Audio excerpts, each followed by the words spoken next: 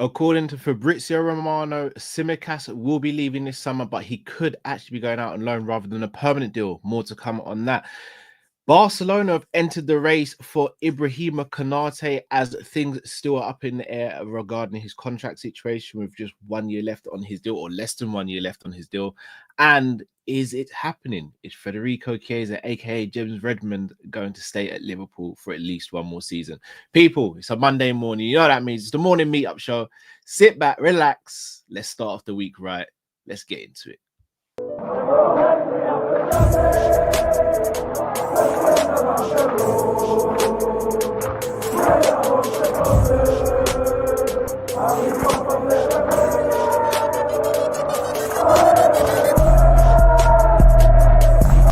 Shout out to Kopish. Shout out to Kopish, guys. Keep all the good work the up. Two legends, Emil Heskey, Howard Gell. Can't get much better than that guy. Yeah. You know what to do now. Like, comment, subscribe. I'm with legends, guys. Kopish.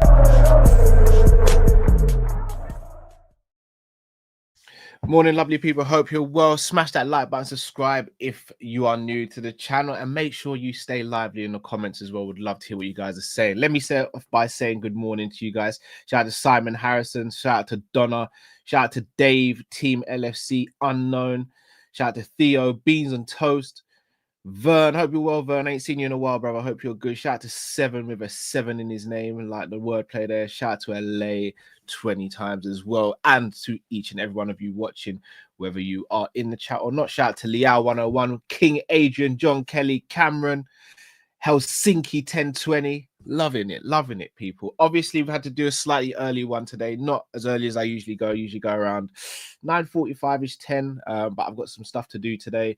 I've got to drop the kids off, then I've got to come back and do some work, and then some filming, and then more work, and then pick up the kids, and then jiu-jitsu, then pick up the kids again, and then Monday Night Live, then on with Mons.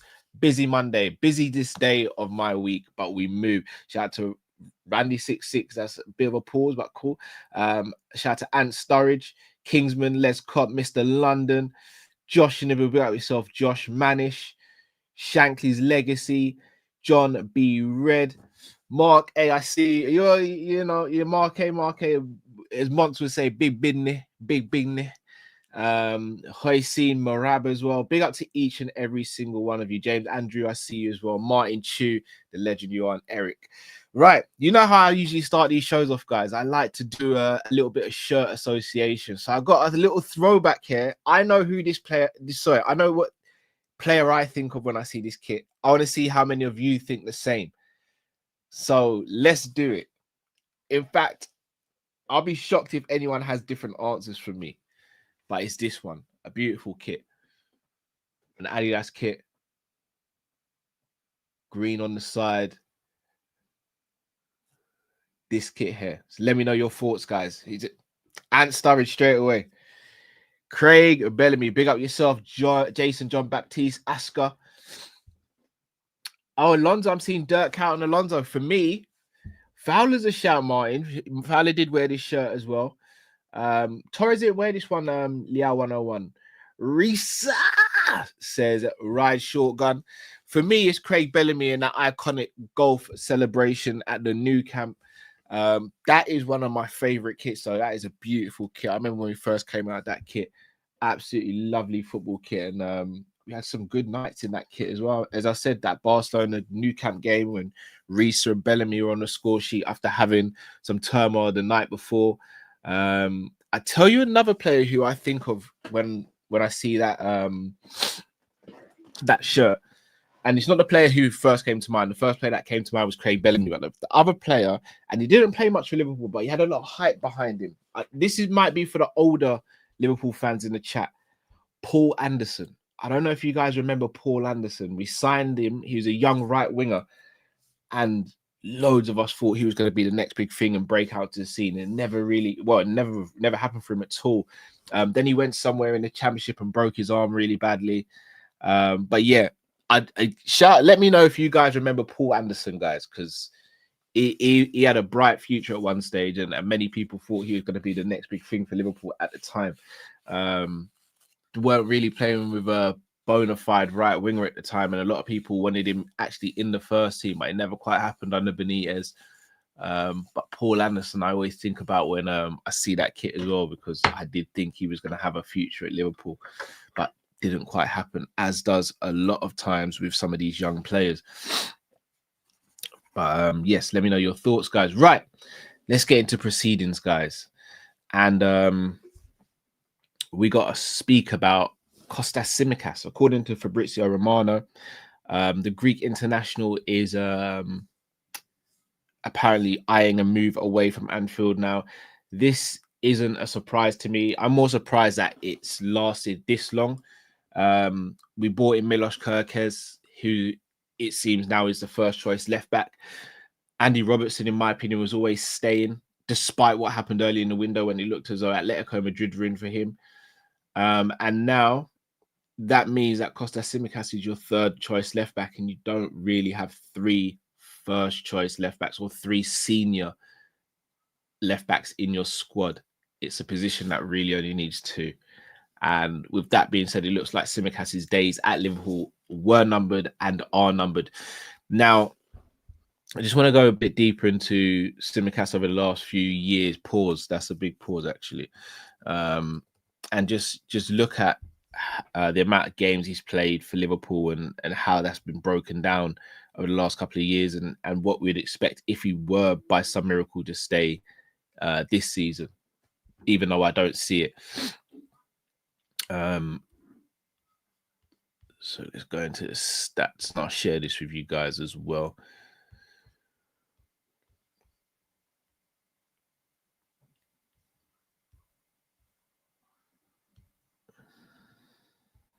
Bear with me, bear with me, bear with me. There we go. Kostas Tsimikas.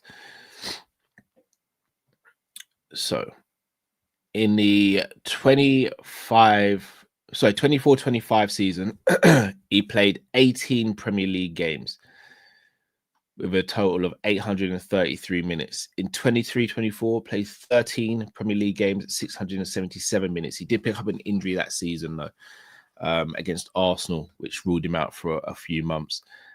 22-23, 20 games, and 21-22, 13. Kostas Tsimikas has never been someone who's played a lot of Premier League minutes. However, he has filled in well in the cup competitions. He has also filled in well when Robertson has been injured as well. However, as I said, with Milos Kerkez coming in, I wouldn't even expect him to get 200 Premier League minutes if he were to stay. He knows for the sake of his career, he has to go now. And I think the club have forced him out, but done it unforcefully. They brought in another player for that position, which is what we needed. With all due respect to Tsimikas, with all due respect to Robbo, they're not good enough to be starting left backs for Liverpool in a team that we expect to challenge for multiple honours. So it is what it is. Shout out to N90 in the chat. Go and subscribe to N90's channel. Big up yourself, brother. Hope you and the family are well. So I personally don't see anything wrong with Tsimikas going. I'd be shocked if he goes out on loan. That's what I would be shocked at.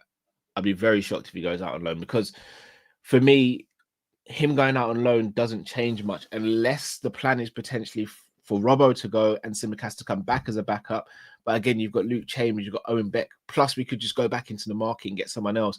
So for me, it doesn't make much sense at all. I expect Tsimikas to go on a permanent deal, or if it is a loan, I think it'd be a loan with an obligation to buy personally, because again, with all due respect, there's no real future here for Tsimikas at Liverpool. So why drag things out? Why not just have that clean break, go somewhere fresh, get your career back on track? You built up some fantastic experiences at Liverpool. I'm not going to disrespect Tsimikas. Do I think he's been amazing at Liverpool? No. But has he been good? Yes, in parts. Has he had some tricky moments? Yes, but who hasn't in a Liverpool shirt? So if he goes with my blessing, but I do expect him to go, and I think it's the right decision for the player and the right decision for the club as well. Speaking of players who could be going and making right decisions and wrong decisions, and that is Ibrahim Konate. Reports have surfaced today that Barcelona are in for Ibrahim Konate amid contract talks with Liverpool being uncertain. Now, the first thing I want to do is I want to speak about the contract situation with Konate. On Friday when he played, he was poor. No two ways about it. Absolutely poor. And again, the first thing people started doing was, oh, well, if his head's not in it, just get him out. And I think sometimes we have to read beneath the surface, guys. This isn't like the Trent situation, in my opinion. It's not. I think Ibrahim Konate is a different personality to Trent. And I just think he had a bad game on Friday. And the reason I say that is because the game before that against Crystal Palace, he was immense and Virgil was poor. This time around, it was the other way around. Virgil was immense and Ibrahim Konate was poor. Now, the conundrum here is, do you keep Konate for another season and hope to try and renew him throughout the season? Or do you sell him now if he doesn't accept the latest contract offer and bring in Mark Guehi as a replacement? Now, for me personally, I think everyone knows where I sit on this. I'd rather keep Ibu for another season and lose him on a free than lose him now and go into a season with 2 new centre-backs and Joe Gomez, who is very unreliable due to his fitness, and try and retain the Premier League. I'd go as far as saying that there's an argument to say that we've weakened at centre-back if Konate leaves as well. Now, if Konate stays and we bring in Mark Guehi on top of the Leone signing, then for me, we're in the healthiest position we've been for centre-backs probably since we had Aga, Carragher, Skirtle and Hippier. So for me, I think it works out. Rob's, what's up, mate? Okay, can you get her a new one, please? All right, thank you. 6 weeks holiday is all very well. It's almost there, people. It's almost there. So continue praying for us parents. It's been a rocky road and the road continues to be rocky. So pray for us parents as the school holidays continues to go on for what feels like 6 months, even though it's a 6-week holiday apparently. So just continue to pray for us, continue to have us in your thoughts, because this is a very rough period for most of us parents right now. As I was saying about Konate, if we do keep him and add the other 2 like we've done, and Joe Gomez is there and we have 5 centre-backs alongside Virgil, then for me, it is the healthiest centre-back situation we've had since Carragher, Aga, Skirtle and Hippier. Now, that being said, I understand the stance of many of you who will say we can't just keep on letting players go for free. And I agree with that. However, sometimes, in my opinion, you're better off keeping the player rather than getting the money, because I'll be real with you, I don't know who we go and get to replace Konate at this stage of the window if he does go. And look, again, I'll make it very clear. I think Mark Guehi is a very, very good centre-back. I just don't think he's better than Konate. And what I've seen as well on the transition for teams at the moment is teams are either carving through the midfield or they're going long. If teams are going long, then Mark Guehi could be in a bit of trouble because of his height and susceptibility to being beaten in the air. Now, I'm not saying he's poor in the air for his height, but he's not as dominant in the air as Konate. Also, if teams are carving through our midfield, one thing Mark Guehi's going to need is a lot of pace. Now, again, Mark Guehi's not slow. He's not slow at all, but he's not got Konate's pace. One thing I would say, though, he probably reads the game better than Konate, which could potentially put out fires before they even spread. So it's a tricky one. Do I think Guehi is better than Konate right now? No. Could he become better? Potentially. When you speak to Palace fans are adamant that he's better than Konate now and will be better than Konate in a year or 2 time. I have my reservations on that. I think when you look at defenders sometimes playing in a system, I think it helps them. And Guehi is playing in a back 3 in a low block. At Liverpool, we'd be playing in a back 4, which isn't and we don't play a low block by any stretch of the imagination. So there would be a big adaptation period for Mark Guehi as well. Not to mention the pressure of coming from Crystal Palace to Liverpool as well. So for me, it's a tricky one with Konate. But I'll ask you guys, let's say we go and get Guehi, but the club does want 5 centre-backs. Who would you try and replace Konate with? Or would you just say that Guehi is adequate replacement enough? Because for me, it's not, especially with Leone being so inexperienced as well, and Gomez being as unavailable as he can be. I think it's a massive risk to take, and a risk that I don't really want us to take, if I'm going to be honest. So we'll see, man. We'll see. Interesting stuff, though. Interesting stuff. Shout out to Bajan Pops in the building as well. Guys, if you haven't already, do smash that like button. If you're watching this on replay, also smash the like button. We'd love to get up to 1,000 subscribers here as well. Liao says, wait a year for Schlotterbeck. I hear it, but I mean, if we can do that, but then we leave ourselves in a sticky situation. Shout out to Liam, says, big up Cal, stay strong, 3 weeks left. I know, man. I know. Shanti says Nathan Collins linked today, Cal. He's been linked loosely. Nathan Collins, I think, is good, but again, I don't know if he's at level for Liverpool. Might sound arrogant. I hope it doesn't come across arrogant. I just don't think he is. MA says, you see Gay here ignore his manager. Yeah, I think the lot's been blown out of proportion with that. I don't think he's ignoring his manager because they don't get on or because he wants to force a Liverpool move. I think he was more upset with what happened in the game, the fact that he was the reason why the goal was chalked off for Eze, and the fact that Crystal Palace didn't get the victory and stuff like that. I think it was more to do with that. But again, I think there's speculation both sides with what I'm saying and with what other people are saying. Entropy says Murillo. I don't see Forest selling. If they do, they're going to sell very, very high. Just asks Tottenham how negotiations with Marinakis goes. Peter says people are sleeping on Verbruggen. I think he's good. I think he's a good pass through the ball. I don't think he's great defensively. But again, maybe that's another thing we need to look at as well. How we build up from the back now, because Trent's gone and we don't have that killer passer in the back apart from Virgil. Maybe Gahey is a preferred option because he can come in and he can help build up play from the back as well. He can pass through the lines. He's very good with the ball at his feet. Very interesting. Few weeks left of the window, and very interesting to see how things pan out, especially with regards to Ibrahim Konate's contract. We will see. Right, on to the third topic, people, and that is Chiesa. Now, most Liverpool fans rate Chiesa, but when we've said, look, Chiesa might just have to leave, it's not because we don't rate him, don't think he can add to the squad. It's because it doesn't seem as though Slot rates him. Slot hasn't used it. And I mean, it's very easy to see why you'd think Slot doesn't rate him, because you look at the amount of minutes he gave him last season, and it was peanuts. Absolute peanuts. He barely got any minutes last season. In fact, I'll read you out the amount of minutes he actually did get last season, because it was extremely low. And you're thinking about a player in the Italian squad, a player who's a mainstay for Juve. He played last season, he played a total of 6 Premier League games, totaling 104 minutes, 3 EFL Cup games, 120 minutes, 3 Champions League games, 107 minutes, and 2 FA Cup games, 135 minutes. That's barely anything. So many of us assume that he'd be leaving this summer, especially given that he weren't playing. Even in preseason, he wasn't getting a crazy amount of minutes. And now, shout out to Vinny in the chat. Hope you're well. Hope you and the family are well. I need to speak to you soon. You see how I'm looking, man. It's bad. I'm giving you guys a bad name. Big up to you and Rich. Big up to Icon Barbers. Even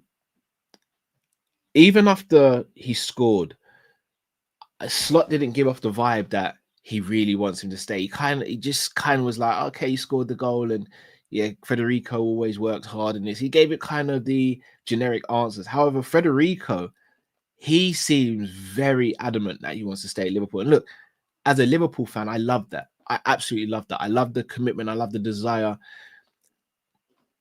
But if he's not going to play games, why does he stay? Why would he stay? It wouldn't make sense. So, Robs, I'll be in a minute. I know. It's all right. I'll be in a minute. You close the door, buddy. I won't be long. Yeah, why would you stay and not get any minutes? So that's one side of it. But then the other side is, if we're losing Elliott, we've lost Diaz, we've lost Nunez, RIP to Jota. And by the way, on the Jota tribute stuff, absolutely amazing over the weekend. Not just Liverpool fans, which was phenomenal, but the Wolves fans and all the other fans across the country that honoured Jota. Big up to you guys, man. That's very touching. But we've lost those attackers. We have lost those attackers. Now, we haven't got a Salah backup. If Chiesa stays, he does act as a Salah backup. The question still becomes, though, if Chiesa stays, guys, do we sign another wide forward, because we all assume, well, I assume we'll get Isak. So that'll be Isak and Ekitike for the number 9, which for me is as great as you can get right now. In world football, having 2 9s being Isak and Ekitike in the same squad is phenomenal. For the right-hand side, it would be Salah and Chiesa. And for the left-hand side, you've got Gakpo, currently Rio. But for me personally, I'd like Rio to be 7th choice.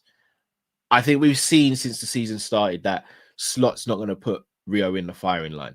I think Rio's on the bench at the moment because other players aren't fit, or we haven't brought in more players yet. I think once those players come back, or once those players come into the club, I don't think Rio will be on the bench at all. Therefore, I think we need another wide forward. Now, Chiesa can cover the right and left. Do we try and go and get someone who just plays predominantly on the left, or do we try and get someone who can cover both sides? Now, again, I'm shameless. I'd like us to sign Rodrigo. However, talks on that have gone really quiet. It seems as though the player wants to stay at Real Madrid. So I'll ask you guys, if it's not Rodrigo, who then? And shout out to Vinny. Vinny saying Ekitike will play a lot on the left. Again, I think that's a risk though, because if he plays a lot on the left and Isak picks up an injury, then we're down to 1 striker and 1 left winger.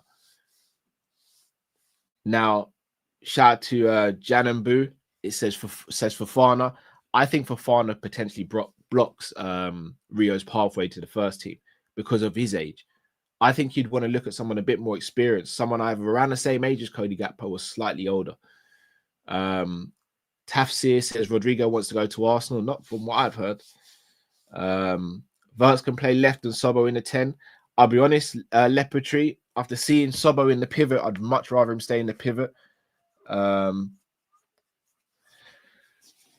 Yuri says, I really don't see us signing Isak anymore. Oh, I do. I think that'd be fine. Alex says, run me Leao. I don't see AC Milan selling Leao. Look, if we signed Leao, I'd be over the moon, but I don't see AC Milan selling Leao. Liam says, Fofana can play off the right as well. I hear that, but if we're keeping Chiesa, do we need someone else who can play off the right? We need someone predominantly for the left, in my opinion. Shout out to Sean, who's just come over from Hassam's stream. Big up Hassam as well. Big up Tom Little. Big up James Redmond. Liao 101, Verts don't got the pace for the wing. See, that's where I disagree. I do think he's quick. He's not rapid, but he's quick enough to play on the wing. Mickey Styles says, Eze, interesting proposition. I know Eze is playing predominantly off the left for Crystal Palace, but he's got the license to drift quite a lot. I don't think you'd have that license at Liverpool. I think he'd have to be a bit more disciplined tactically, which I don't know if that would impede his game or allow him to progress more. Eze is a footballer, though, is a joy to watch. Absolute joy to watch. Some of the things he does is fantastic. I don't know, man. I do think we need someone else. I do. I rate Rio, but I think he's a season or 2 away from being ready. And I genuinely think we should go out and get someone. If we can get Isak, Guehi, and a wide forward to close out this window, then for me, we've had the best transfer window in the club's history. Genuinely, I do believe that. And I know people go, oh, Frimpong might be injured, or Kirkes was very rash at the game and all that. Yeah, it's early days, though. I think Kirkes will iron that out of his game. I think Frimpong will acclimatise to the league and be fine. Shout out to Leighton, says Semenyo possible. I don't think so. He just signed an extension, so I don't see him going anywhere. I want to speak about the Semenyo stuff as well, without going too much on a tangent. I'm not going to keep you guys for much longer. I saw a lot of people online point scoring of this situation. It really annoyed me. And I'm not someone who dives into Twitter arguments and stuff like that. So I kind of just switched my phone off and just kept it moving. But I do want to speak on this. I understand there's rivalry and there's tribalism in football. I'm one of them. Look at me. I'm sitting in front of a camera speaking to you guys about football. So obviously I'm passionate about it. And I get millions around the world are as well. But can we stop doing this point scoring when stuff like this happens? Anton Semenyo was racially abused by one person, one scummy person. And I'll be real with you, I would have been absolutely fine with Semenyo turning around and fly kicking that guy in his face. But he was abused racially by one person. Now, firstly, that person should have been named and shamed. That's what should have happened. there should have been a picture of this person circulating. He should have been named and shamed. We should all know his name. We should all know his background details by now, and his picture should be circling around the internet. Secondly, he shouldn't be allowed to go back to any football game, not just a game at Anfield, any football game whatsoever, under any circumstances. It should be a ban for life. There's an argument to say there should be prison time as well. If I'm not mistaken, people who have abused players online have been sentenced to do a custodial sentence. I'd love to see that as well. Stamp racism out, and the only way you do that is by treating these people like scum, treating them with how they deserve to be treated, and that's having no mercy. Now, that being said, there are people who are firstly, people who are defending this guy, saying, oh, he's in a wheelchair and this, that, and the other. Respectfully, I don't care. There are millions of people in a wheelchair, unfortunately. I guarantee those people aren't racist, though. Just because he's in a wheelchair doesn't give him the right to discriminate against others. And it makes it even worse. It's like me, who has experienced racism in my lifetime, then going out and being racist. How stupid is that? If I know the pain and the anger and the frustration that causes, why would I want to go and do that to someone else? He would have been marginalized and discriminated against with him being in a wheelchair. So why go ahead and inflict that on someone else who's just playing football? So that's another thing. And then fans online who are trying to make this a Liverpool a racist club and this, that, and the other, and Liverpool fans did this and did that. You only have to look at what Semenyo said, how he was treated by the Liverpool fans and Liverpool players and Liverpool staff after this incident happened. If you're out there having to point score based on racism, then you're not as bad as the racist, but you're in that ballpark. You're in that ballpark. And if you have to point score stuff like that, to put it frank, sorry for my language this early in the morning, you're just a bit of a dickhead. Simply put. So look, you guys know my stance on racism. I think it's very clear over the years and how I've reacted when I've been racially abused on this platform, or I've seen other players racially abused. I think everyone knows my stance on it. But the only way this stops is if we really, as a footballing community and the powers that be, really stamp it out properly. Name and shame these people, make it so they think twice about doing these actions. And if they do commit these actions, make sure we throw the book at them, throw every single bit of litigation and law at these people so they think twice and they don't do it again. So that's mine on it. And to Semenyo, you handled yourself with absolute class.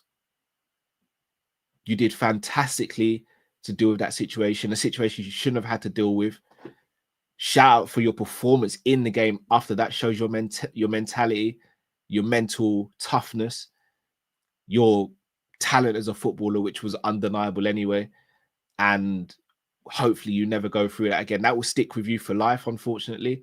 Hopefully you never go through that again, and hopefully you continue to get the support from the football community and the wider community as well. So I hate to end on a bit of a somber note, guys, but we spoke about it on Friday, but I've had a bit of time to digest it and I've seen some stuff floating around online, so I just wanted to address it again. So again, sorry to end on a somber note. We will be back later on this evening with the Monday night live show around 9:30 p.m. So make sure you look out for that. We'll have some interesting topics to speak about and some stuff that you guys can get involved with conversation-wise as well. As I said, guys, if you're watching this on replay, do smash that like button, subscribe if you're new to the channel. People, we have got 3 points on the table. Started the season well. We have a game in a week's time, which will be probably one of the most hostile games we'll face all season against Newcastle away. Then we'll have Arsenal at Anfield the week after that. It's a big couple of weeks, guys, not to mention what we've got to do in the transfer window between now and then. I'm looking forward to it. I'm calm. I'm excited. Let me know your thoughts, guys. Until we see you again. Thanks for all watching and listening. Stay safe, stay blessed. Kopish, the right people. Take care.